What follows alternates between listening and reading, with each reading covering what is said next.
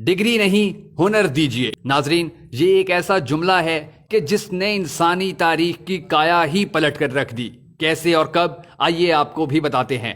Toyota, Datsun, Hino, Honda, Suzuki, Kawasaki, Lexus, Mazda, Mitsubishi, Nissan, Isuzu اور Yamaha, یہ تمام brands Japan کی ہیں، جبکہ شیورلیٹ، ہونڈائی اور ڈائیوو جنوبی کوریا بناتا ہے۔ آپ اندازہ کریں اس کے بعد دنیا میں آٹو موبائلز رہ ہی کیا جاتی ہیں۔ آئی ٹی اور الیکٹرانکس مارکیٹ کا یہ حال ہے کہ سونی سے لے کر کینن کیمرے تک سب کچھ جاپان کے پاس سے آتا ہے۔ ایل جی اور سامسنگ جنوبی کوریا سپلائی کرتا ہے۔ 2014 میں سامسنگ کا ریونیو $350 بلین تھا۔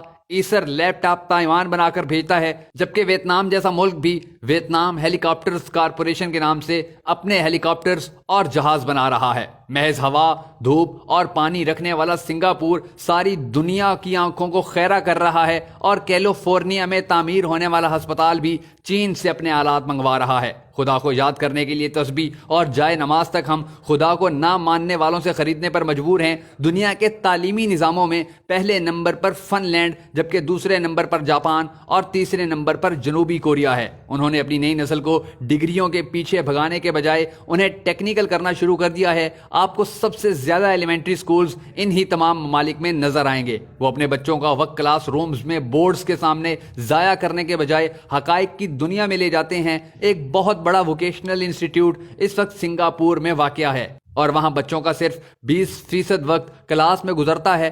باقی 80% وقت بچے اپنے اپنے شعبوں میں آٹو موبائلز اور آئی ٹی کی چیزوں سے کھیلتے گزارتے ہیں۔ دوسری طرف آپ ہمارے تعلیمی نظام اور ہمارے بچوں کا حال بھی ملاحظہ کیجیے۔ پاکستان میں بی کام، ایم کام اور انجینئرنگ کے سینکڑوں شعبہ جات میں بے تحاشا ڈگریاں، اور اس کے علاوہ 4 سال تک کلاس رومز میں CGPA کے لیے خوار ہوتے لڑکیاں اور لڑکے کون سا تیر مار رہے ہیں۔ آپ یقین کریں، ہم صرف دھرتی پر ڈگری شدہ انسانوں کے بوجھ میں اضافہ کر رہے ہیں۔ یہ تمام ڈگری شدہ نوجوان ملک کو $1 تک کی پروڈکٹ دینے کے قابل نہیں ہیں۔ ان کی ساری تگو دو اور ڈگری کا حاصل محض ایک معصوم سی نوکری ہے، اور بس۔ ہم اس قدر ویژنری ہیں کہ ہم لیپ ٹاپ اسکیم پر ہر سال $200 ارب خرچ کر دیتے ہیں، لیکن لیپ ٹاپ کی انڈسٹری لگانے کو تیار نہیں ہیں۔ آپ ہمارے ویژنری پن کا اندازہ اس بات سے لگائیں کہ پوری قوم سی پیک کے انتظار میں صرف اس لیے ہے کہ ہمیں چائنا سے گوادر تک 2000 کلومیٹر کے راستوں میں ڈھابے کے ہوٹل اور پنکچر کی دکانیں کھولنے کو مل جائیں گی، اور ہم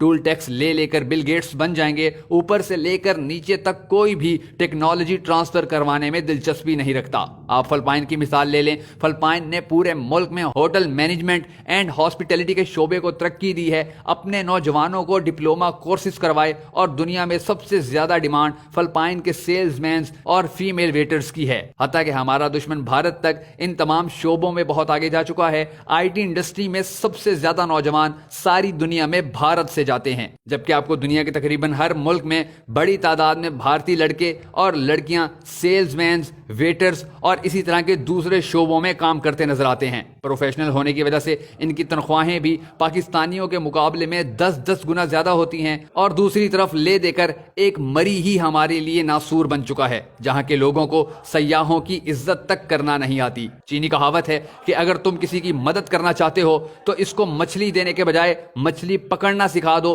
چینیوں کو تو یہ بات سمجھ میں آ چکی ہے، اے کاش کہ ہمیں بھی یہ بات سمجھ آ جائے۔ حضرت علی نے فرمایا تھا کہ ہنرمند آدمی کبھی بھوکا نہیں مرتا۔ خدا را اپنے ملک میں ڈگری زدہ لوگوں کی تعداد بڑھانے کے بجائے ہنرمند پیدا کیجیے۔